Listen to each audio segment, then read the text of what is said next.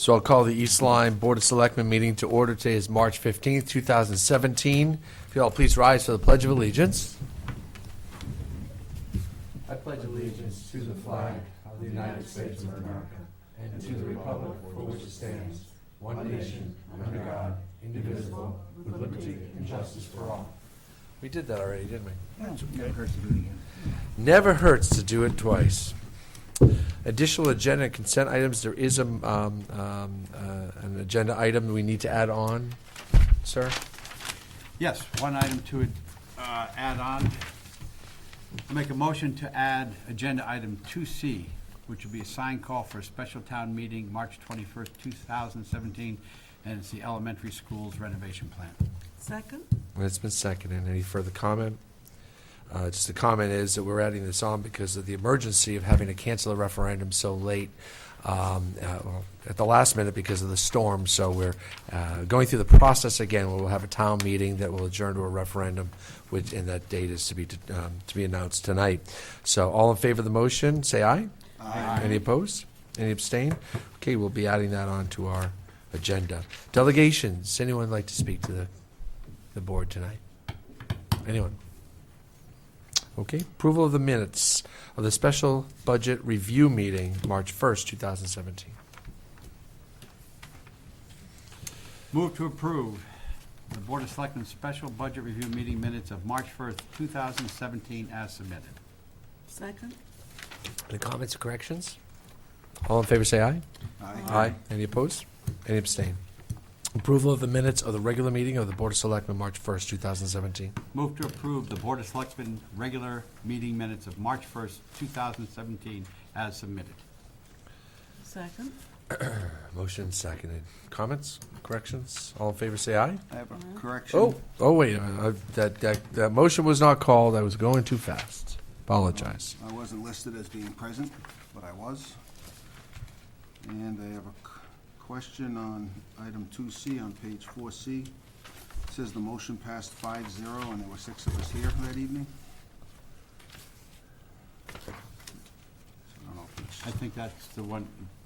Is it the I year? abstained. Go ahead. I abstained. Is that the one that I abstained on? you abstained on an earlier one. You abstained on item What is the item number again, please? 2C on page 4. That's the police vehicle that we voted on tonight. So it would have been 6-0. Yeah. You Yes. abstained on the budget, I think. I voted for that. So that's 6-0. Let's take a look at that budget. She did abstain. Motion, abstention, 5-1, and that number's correct too. So just that one correction of your presence and your vote to be recorded. So can I get a Yep, agree to the modification. a modification? And was that Mrs. Yes. Hardy? Okay. So we have an amended set of minutes here. All in favor say aye. Aye. Any opposed? Any abstain? Consent calendar. Move to approve the move to approve the consent calendar for the meeting of March 15, 2017 in the amount of $24,786.99. Second? Motion second. Any comments? All in favor say aye. Aye. Any abstain? Any opposed? Did that differently, didn't I? 2A, schedule a public hearing regarding the proposed construction of communications tower on the Mossery Road site. You got a briefing at our last meeting, I believe. In the course of action since then, it's gone to planning. Planning has approved it. I believe that planning letter is in your packet, that the East Lyme Planning Commission at the regular meeting held on Tuesday, March 7th, is exercising its authority pursuant to Section 8-24 of the General Statutes, reviewed the proposal construction tower, and noted that the public safety is paramount, voted to forward to a favorable recommendation of the Board of Selectmen. When we lease property, when we buy property, we sell property, we have a public hearing for the purposes of letting the public weigh in on it and hearing the full detail. We'll have a public hearing, if we so desire tonight, to schedule that. Okay, I'll move to schedule a public hearing for Wednesday, April 5th, 2017, at 7 p.m. for the purpose of hearing public comment regarding the proposed site lease with option between the Town of East Lyme and Marcus Communications LLC. Second? Motion is been made and a second has been made. Any further comment? Yes. Yeah. Under item number 1, the option to lease, there's going to be a payment of $100. That's the option fee. And then I noticed that should they decide to extend the option, there's another $100. After that time, if this is approved, is the rental of that, or the use of that space, the price of that going to be renegotiated? Only upon them, should they ever obtain tenants that are commercial tenants for their, and that's spelled out in the document too, by the way, if they get commercial tenants for cellular. That's not the purpose. The initial purpose of this tower, as you know, is for emergency communications. Correct. And bouncing a satellite, that kind of stuff. But if they get a commercial tenant, we're splitting the funds 50-50, I believe. Can you tell me what section that is? Because I didn't No. see that. I couldn't off the top of my head, but I can tell you it's in here. Let's see. Improvements. Let's look at I reviewed this pretty carefully.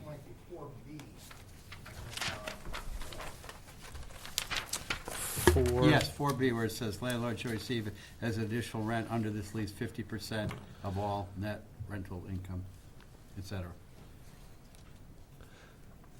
They take out certain expenses, but we've limited those expenses to real, honest-to-goodness expenses, not labor, not health insurance to their employees. I mean, we've really limited that scope, and Mr. O'Connell did a fabulous job with this contract, which was batted back and forth for quite some time. Okay, thank you. And then on number 14, which is on page 11, the section that's labeled quiet enjoyment, this tower doesn't emit any noise signals. There's no vibration, no hum. The only hum or vibration would come from a generator that might be triggered, once a month when they do their testing, like all generators should be tested once a month. But no, I think the plan is to establish solar arrays at the base, and then that would be the driving energy plant for this. So we won't even have high-tension wires going through it. Okay, that was going to be my next question, whether there were going to be any wires.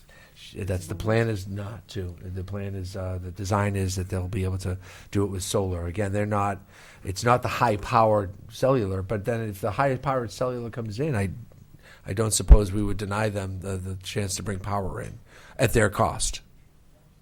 Because the cellular is going to need power with all the computer that goes along with that. But this particular, we're just doing the radio communications for emergency management. To my knowledge, and I'm not by any stretch of the word expert at this, but we'll have Mr. Morris here to explain. I think the tower folks will be here for the public hearing as well. Okay. I believe they've agreed to that Because as well. I know that some of the older ones do generate kind of a Hum, yeah. hum vibration Yeah. type noise, and I don't know quite how close this is to the neighbors. It's not. It's not It's close. not. We purposefully put this way in the back, and so it's not visible to those on Village Drive, those on Upper Patagonia, Kensington area, and then of course Dean's Darrow's Ridge, I think, is over there too. So Well, when I go out there with my lawn chair and my book to read, Yep. I don't want to be disturbed. It's a legitimate question. We bought we bought that land for a water tower and also for conservation land, and hopefully we can keep it as pristine as possible, Thank you, those are my questions. not have hums. And this has been fully reviewed by town council? It was authored by town council, or at least reviewed. Yeah. That's how he got to 4B so quickly. Yeah, he knew where it was. Any other questions or comments? Great. All in favor, say aye. Aye. Any opposed? Any abstain? Great, then I look forward to having that public hearing. So the next on our agenda is 2B, authorize the first selectman to sign an interim MOU between East Lyme and Waterford to share services related to the Independent Police Department. As you know, this is part of the deal with going independent. We don't have our own police station. We may soon, we may later. That's a different discussion for a different day, frankly.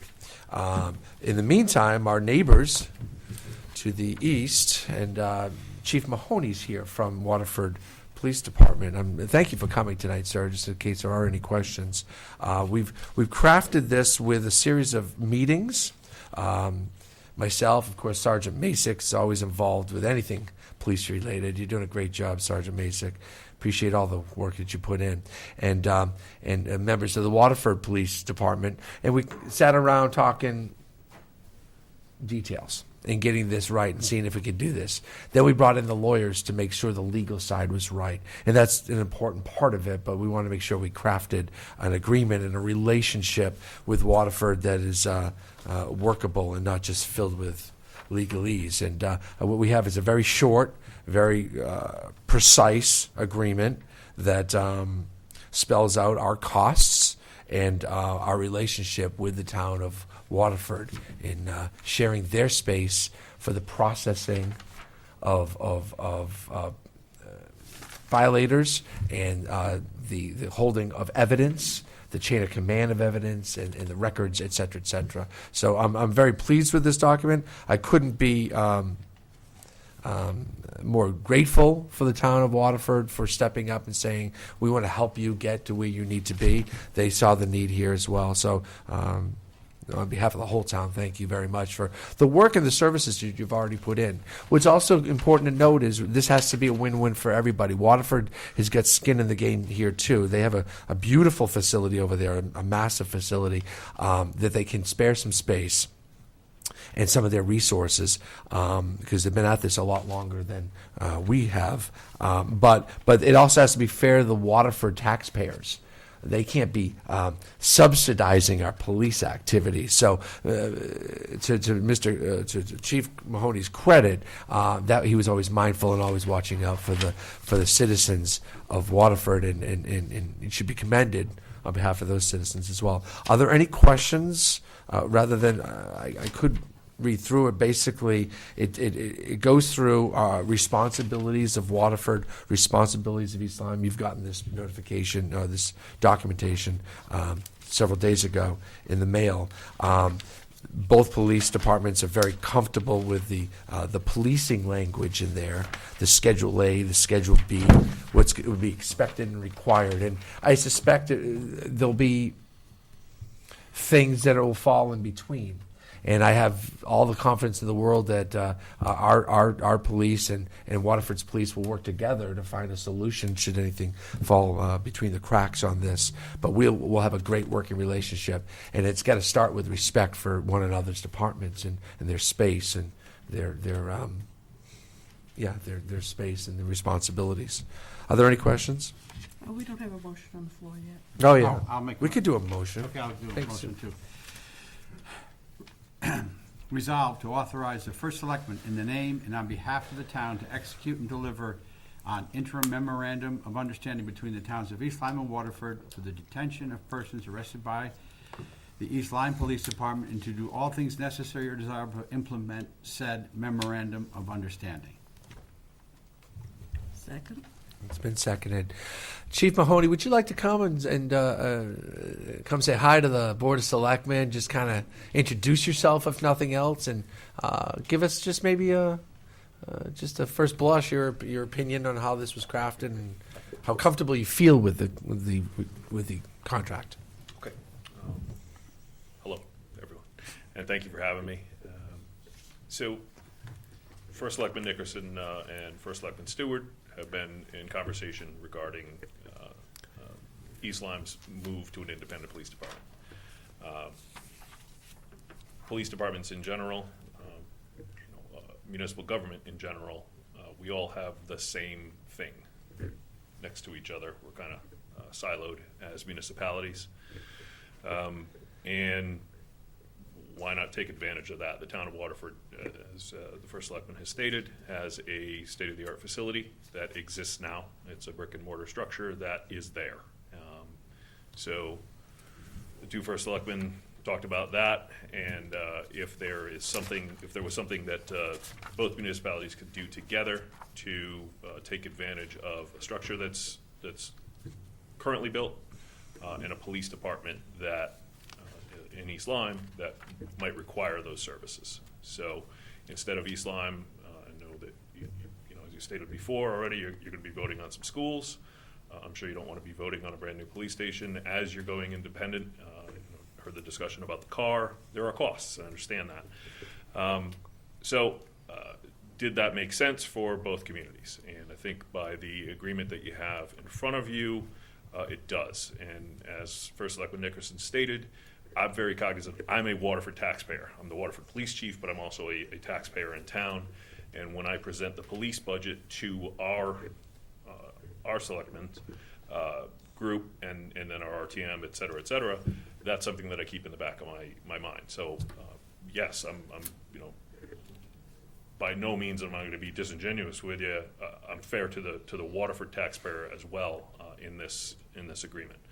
So just to give you a little of what the Waterford Police Department as a building offers, it is a multi-car sally port where you drive your prisoner in.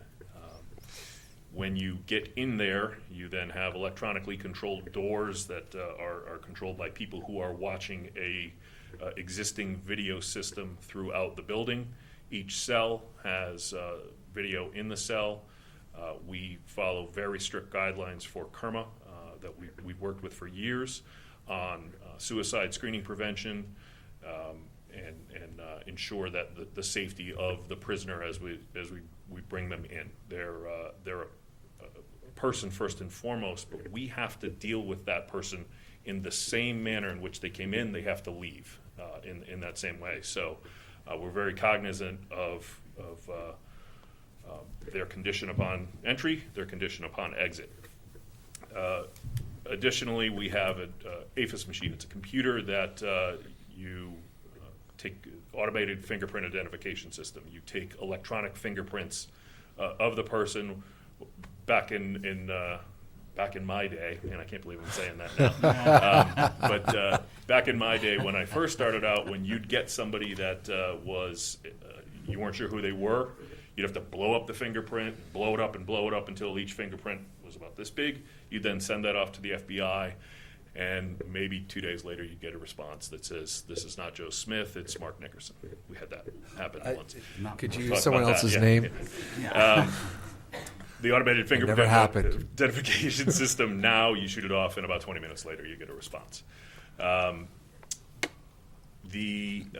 Draeger machine, the intoxilizer, again, a video room, that room has audio in it. So anybody who is brought in for a DWI is in that specific room. They blow into the machine. The results are sent out to the state immediately, and that is audio and video recorded for evidence later for the defense and the prosecution. We have a community service officer position that is a part-time position that people who want to get into law enforcement often go for this position. We have them on, Monday through Friday, evening and midnight shift, Saturday, Sunday, around the clock. They check the cell, they check the person to ensure that they're okay when they're placed in a cell. But most importantly, when the Waterford officer brings them in, and this is what would occur if the East Lyme officer brings them in as well, the officers themselves reads them their rights. They go through the screening, the suicide screening that we talked about, and then the community service officer processes that person. That frees the Waterford officer or the East Lyme officer up to go back on the road. So you're increasing your patrol coverage by having somebody in and out in a much shorter period of time. Evidence storage. Our evidence storage is behind a locked room that only 2 people have access to. We have an evidence officer who follows state of Connecticut rules for strict chain of custody, and the various collect terminals, essentially the crime computers throughout the station. The East Lyme officers won't be trapped in the cell block. Certainly they're not prisoners, so we do afford them we have key card access throughout the building. We've talked with the state's attorney. Sergeant Masick, as the first selectman has said, has been excellent in this. Talked to the state's attorney. Talked to the evidence examiner for the state of Connecticut. Both are okay with what has been proposed. We've gone through lengthy conversations about handling of evidence. Impounded vehicles is another area. We have an impound area that is part of our police department. It is video monitored as well.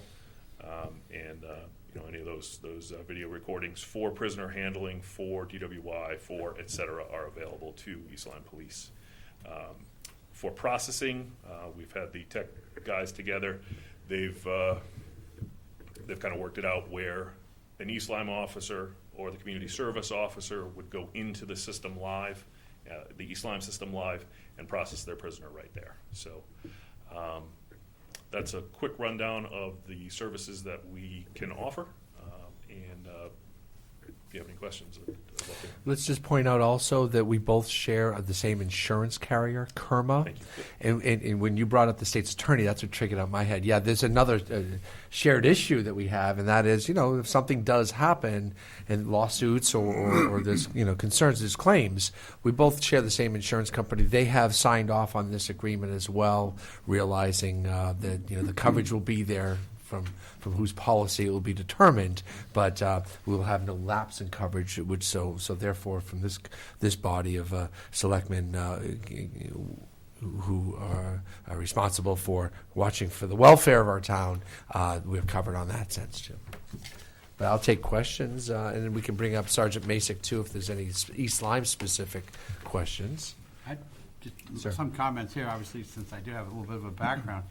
Looking at the costs and the services getting provided, I think everybody, Chief, Sergeant Masick, and First Selectman done a really fantastic job. Because, the utmost of concern is the safety of our officers, the prisoners as well, and most definitely the citizens of the town. I think we've done that in this case. They will, compared to where they are now at the troop, they're going to be much, much closer. And if they need to leave immediately, they have the resources and Waterford to do it. It's a fantastic facility there, too. I know we had talked about doing some modifications to the PD to do temporary holding for a simple breach of peace. This makes a lot more sense because if somebody gets sick and you just can't give them a mop and tell them to clean up, you have to have people come in and disinfect it. They have the facility there. So, I think that's fantastic. The automated fingerprinting, you can get the results back quickly. And Chief, I would have loved 2 days. I remember processing a guy, and 7 weeks later, came back to he was a fugitive out of Tennessee. He was long gone in 7 weeks. That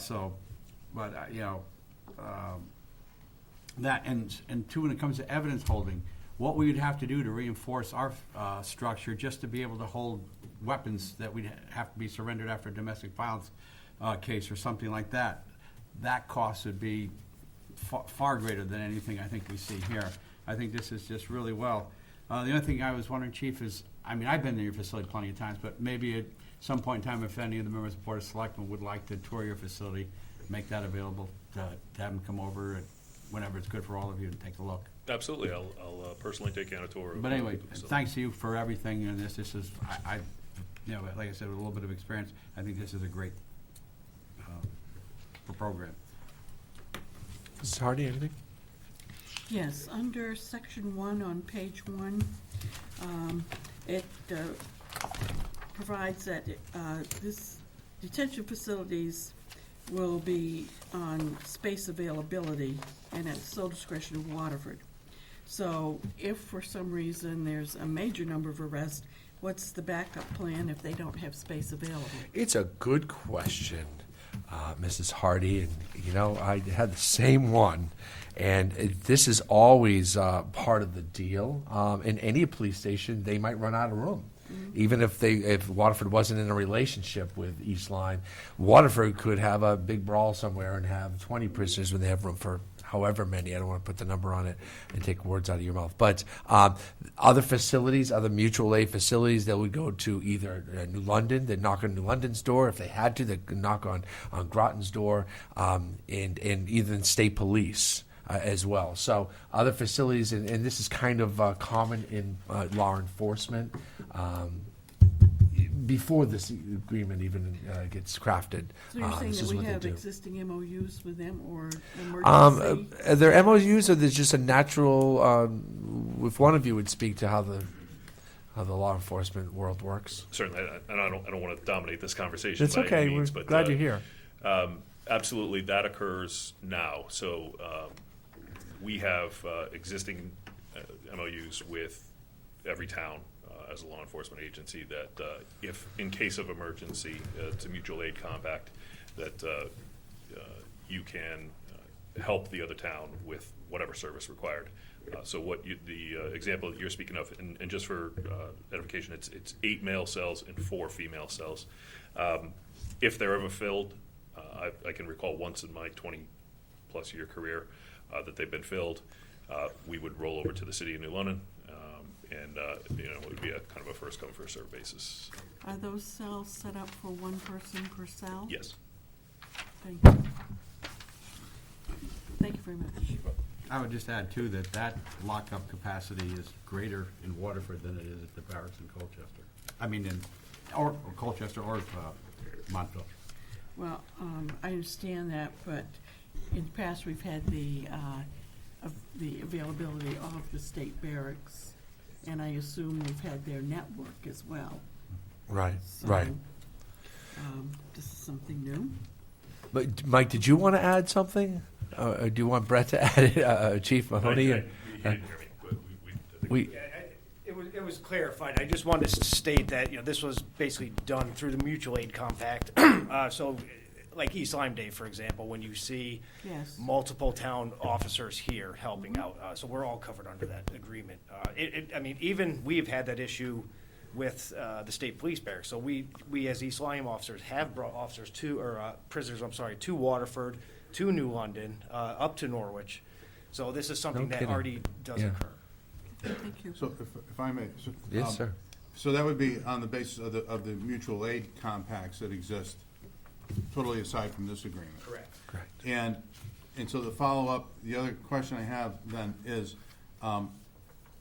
Mrs. Hardy was referencing on page 1, paragraph 1, but in the appendix, Schedule B, paragraph 9, it's a similar but different issue, and which is a unilateral decision to refuse to accept physical custody of a detainee. So that may not be in the situation where the mutual aid piece comes in where you're having a riot or some such thing. This may be a particular prisoner that for whatever reason Waterford doesn't want to take custody, and maybe they were sued by this guy in the past and they don't want him in their facility. Do we have a contingency plan for that situation? Right, so that would, again, if it was that particular scenario, of course, we'd bring them to another facility. Okay. This was, through one of our meetings, this number 9 was added after the fact, due to cover in current operating procedures now. If we were to bring a detainee up to the state police and say he was